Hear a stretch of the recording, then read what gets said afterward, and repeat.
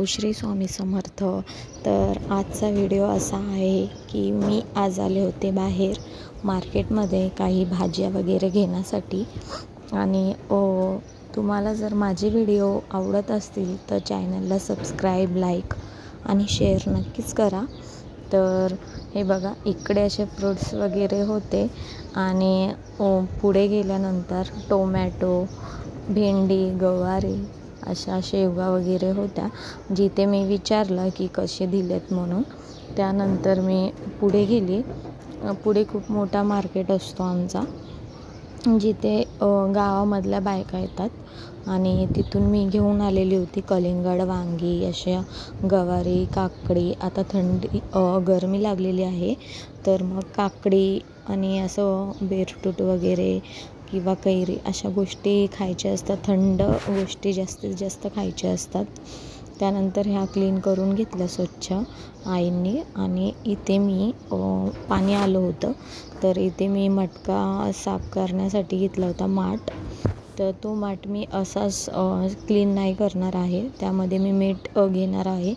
खूप प्रमाणामध्ये मी मीठ घेणार आहे आणि ते स्वच्छ असं बाहेरून मी थोडंसं पाणी घालून ते असं घासून घेणार आहे. हे बघा, अशा प्रकारे चांगलं घासून घ्यायचं आहे प्रत्येक जागेवर आपल्याला हे मीठ.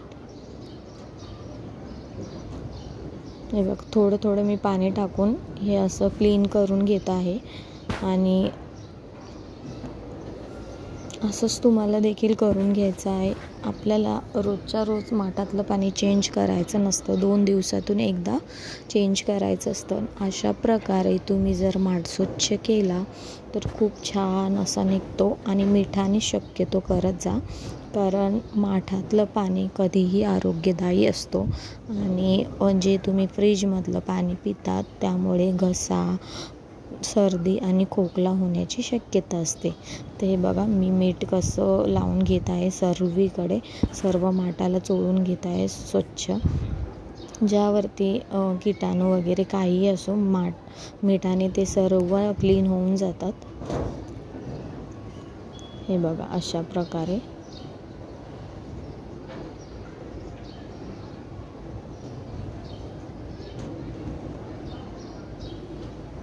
आणि आतल्या साईडने पण मी मीठ लावून घेणार आहे. हे बघा, सर्वीकडनं मी मीठ लावून घेणार आहे आणि तो स्वच्छ धुवून घ्यायचा आहे आपल्याला पाण्याने.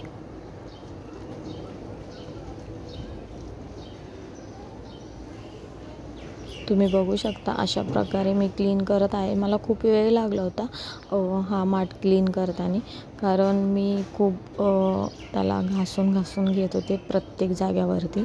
आणि मी स्वच्छ असं क्लीन करून घेतलेलं आहे. हे बघा, अशा प्रकारे.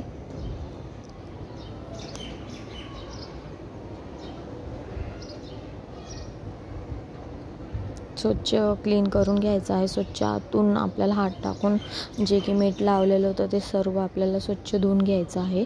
आणि आपल्याला माठ इथे पाण्याने भरून घ्यायचा आहे.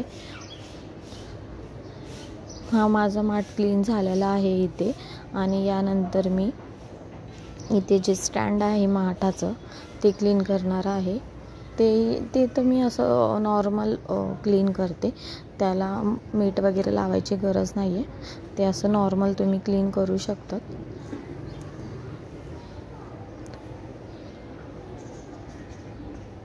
इथे मी माठ ठेवत होते पण तो बसत नव्हता, कारण पडण्याची भीती वाटत होती. आणि इथे मी हे जे स्टँड होतं माठाचं ते क्लीन करून घेत आहे.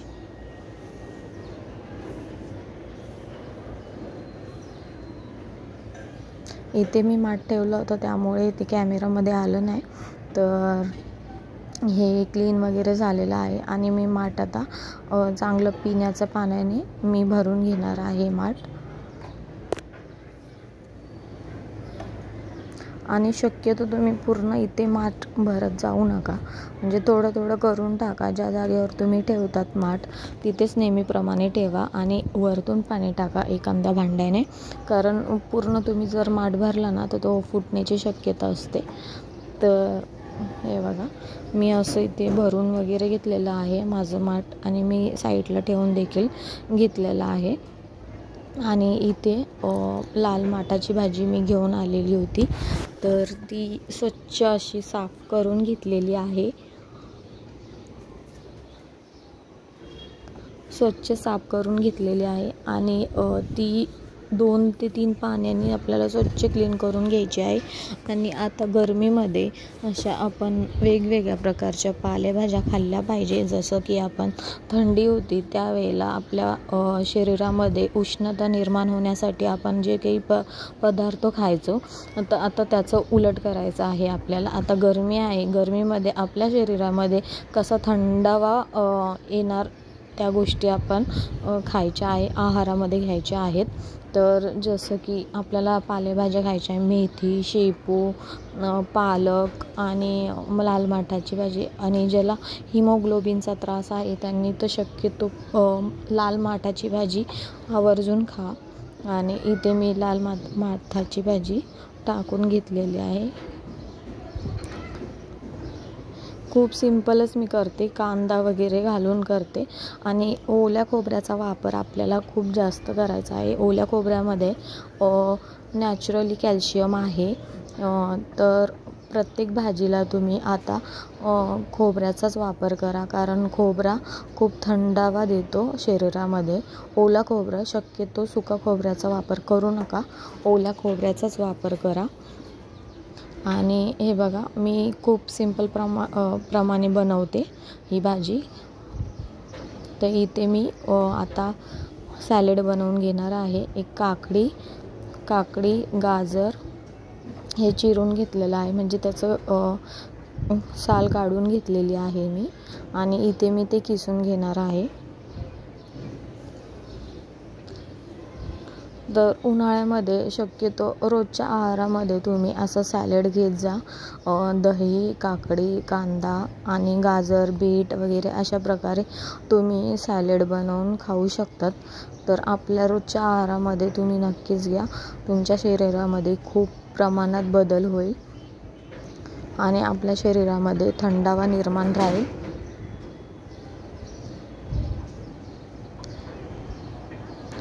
तर मी सर्व काकडी आणि गाजर हे साफ करून घेतलेली होती, त्याची साल काढून घेतलेली आहे. आणि इथे मी ती सर्व किसून घेणार आहे. हे बघा, अशा प्रकारे बारीक तुम्ही हे चिरून देखील घेऊ शकता. छोट्या कांदा चिरतो आपण, त्या प्रकारे देखील तुम्ही चिरून घेऊ शकता. आणि इथे मी किसून घेत आहे. तर शक्यतो तुम्ही चिरूनच टाका. चिरून घेतलेली काकडी आणि कांदा, गाजर हे खाण्यासाठी खूप व्यवस्थित असतं, म्हणजेच टेस्ट चांगली असते. कारण किसलेल्या काकडीमध्ये पाणी सुटतं, त्यामुळे त्याची चव वेगळी होते.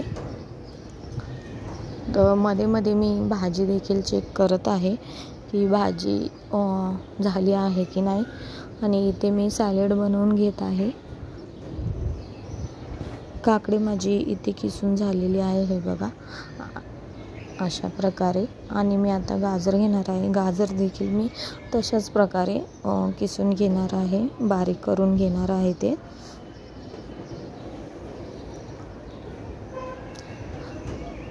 व्हिडिओमध्ये तुम्हाला काही मला सजेशन द्यायचे असेल तर नक्कीच कमेंट करा. आणि तुम्हाला कशावरती व्हिडिओ बघायला आवडतील मला देखील सांगा.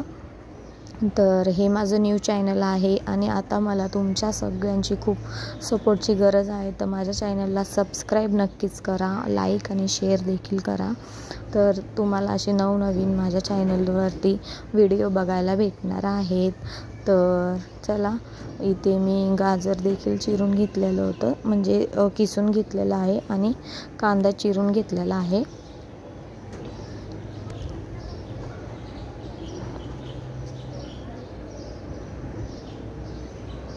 कांदा देखील चिरून घेणार आहे. आणि हा सर्व मी यामध्ये काकडी आणि गाजरमध्ये मिक्स करून घेणार आहे.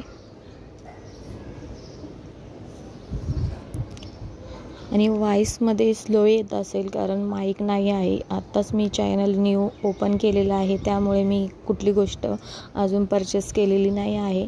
तर प्लीज सपोर्ट करा.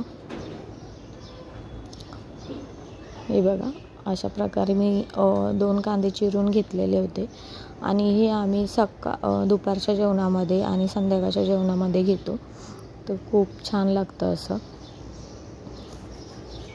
हे आमचं दुपारचं जेवणासाठी तयारी चाललेली होती आणि यामध्ये मी मीठ घालून घेणार आहे. जरासं मीठ घालून घ्यायचं, त्यानंतर थोडीशी साखर घालून घ्यायची आणि इथे दही घालून घ्यायचं. आपल्या आवडीनुसार दही घालायचं, थोडं किंवा जास्त तुमच्याप्रमाणे घालून घ्या. आणि इथे थोडंसं मी दही ठेवलं होतं, कारण आम्ही दही घरीच तयार करतो, त्यामुळे थोडंसं 1 चमचाभर ठेवलं होतं, कारण परत दुसरं दही करण्यासाठी, कारण सर्व दही संपलं होतं आज. हे सर्व मी मिक्स करून घेणार आहे. हे बघा आपलं रेडी आहे सॅलड आणि इथे भाजी मी करून घेतलेली होती. अशा प्रकारे खूप सिंपल रेसिपी आहे आणि हे आमचं दुपारचं संध्याकाळचं जेवण होतं. दुपारचं झालेलं होतं आणि संध्याकाळच्या जेवणामध्ये खूप सिंपलचं होतं असं खिचडी भात, सॅलड आणि आंबा आणि पापड. तर अशा प्रकारे झालं. आणि त्यानंतर इथे मी मेहंदी घेतलेली होती भिजवून, जी की मला दुसऱ्या दिवशी लावायची होती.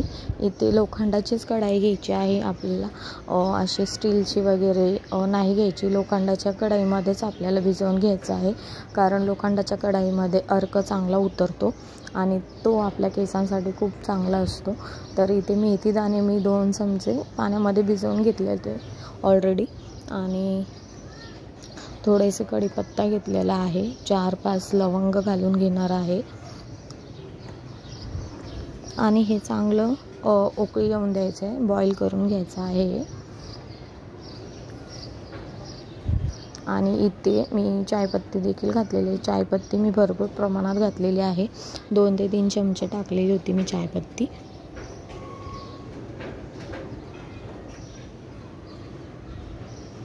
हे बघा अशा प्रकारे तुम्ही इथे कॉफी पावडर देखील टाकू शकतात आणि पण मी चायपत्ती टाकलेली आहे.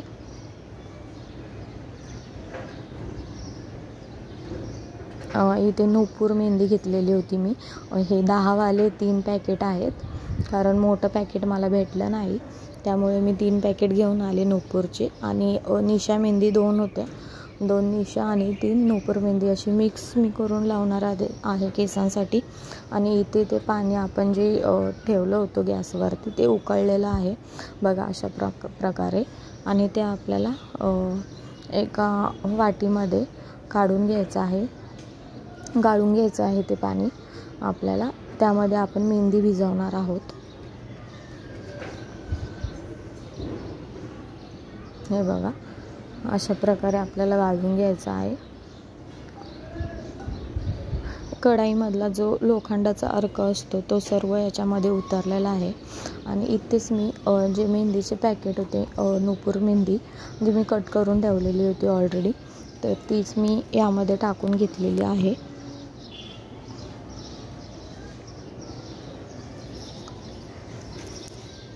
हे बघा अशा प्रकारे मी सर्व इथे टाकून घेतलेलं आहे. इथे अर्धा लिंबू घेतलेला आहे, तो लिंबू मी इथे पिळून घेणार आहे. चांगला रस होता यामध्ये, तर तो लिंबू पिळून घ्यायचा आहे आपल्याला याच्यामध्ये. आणि जे आपण पाणी तयार केलेलं होतं ते पाणी आपल्याला थोडं थोडं करून मिक्स करून घ्यायचं आहे मेहंदीमध्ये.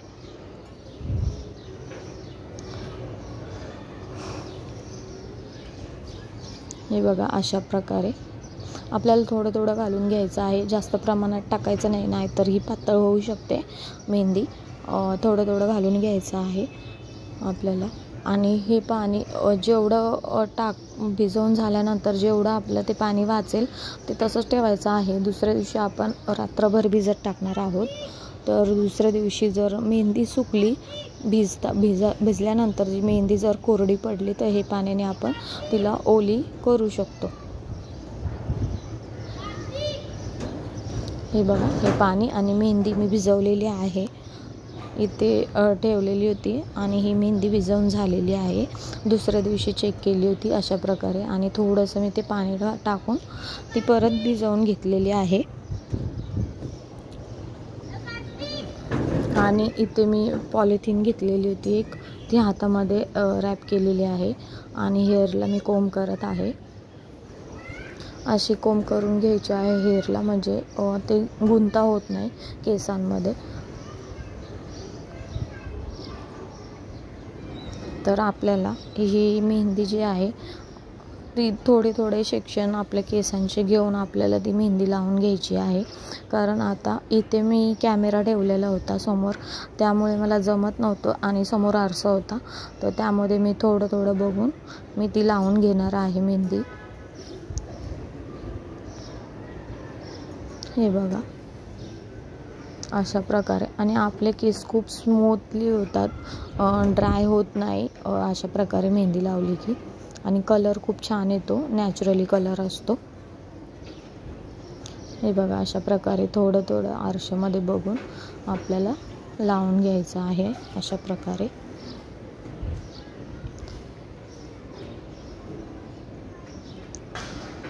जर तुमच्याकडे कुणी असेल तर तुम्ही त्यांच्याकडनं देखील, घरामध्ये कोणी असेल लावून देणारं मेहंदी तर त्यांच्याकडूनच लावून घ्या. कारण शक्यतो स्वतःच्या हाताने मेहंदी एवढी कोणाला जमत नाही. मला जमते तर मी स्वतःच्या हातानेच लावून घेत असते नेहमीप्रमाणे. आणि मी इथे आरशामध्ये बघून थोडं करून मी मेहंदी लावून घेणार आहे केसांना सर्व. आणि अशा प्रकारे आपल्याला गोल करून घ्यायचं आहे एक केसांचा सेक्शन घेऊन.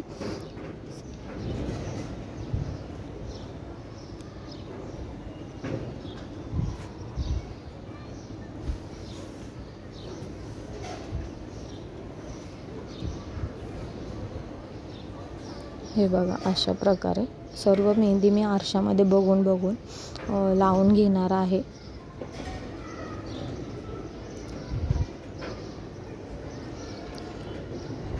आणि मी तुम्हाला दाखवणार आहे ही मेहंदी पूर्ण लावून झाल्यानंतर.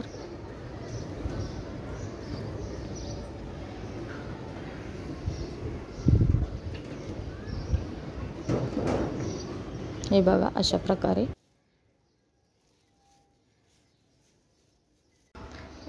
मी सगळीकडनं अशी केसांना मेहंदी लावून घेतलेली आहे. हे बघा अशा प्रकारे सगळीकडे मी मेहंदी लावून घेतलेली आहे. आणि मी हे 3 तासानंतर क्लीन करणार आहे हेअरला. आणि ते झाल्यानंतर मी तुम्हाला दाखवणार आहे माझे केस कसे झालेले आहे. हे बघा मी केस वॉश केल्यानंतर अशा प्रकारे माझे केस झालेले आहेत. तर तुम्ही बघू शकता. हे बघा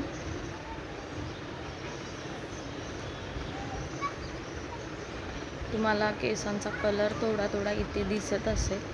हे बघा तर अशा प्रकारे माझ्या केसांचा असा कलर आलेला आहे. मी अजून त्याला कोंब केलेलं नाही आहे. खूप स्मूथ आणि असे हेल्दी केस होतात. हे बघा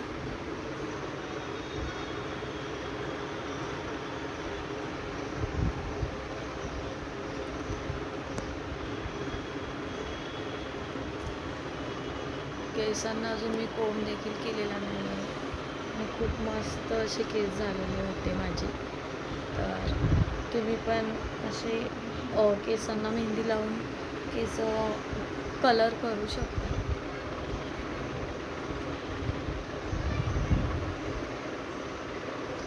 तर माझे व्हिडिओ तुम्हाला कसे वाटतात नक्कीच सांगा. चॅनलला सबस्क्राईब, लाईक आणि शेअर देखील करा. तर चला भेटूया नेक्स्ट